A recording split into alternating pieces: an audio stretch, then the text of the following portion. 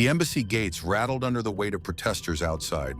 Chanting rose like a storm, fists pounded against the iron fence, and smoke from burning tires drifted over the compound.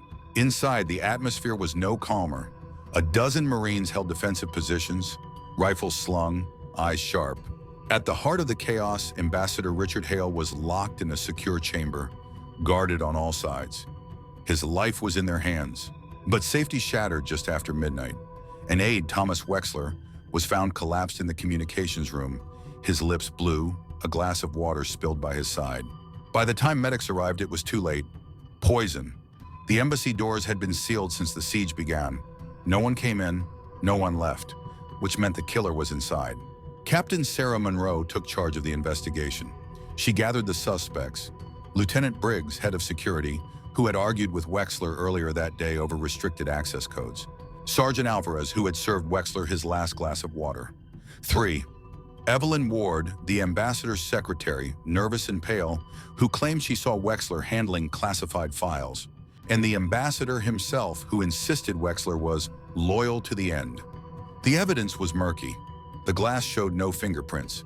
The poison was fast-acting, but common enough to be smuggled in. And the protests outside made every minute feel like borrowed time. Captain Monroe retraced Wexler's last steps. He'd been transmitting messages before his death. On his desk sat a half-typed cable, unsent. Evidence confirms funds routed to... The rest cut off mid-sentence. It wasn't random.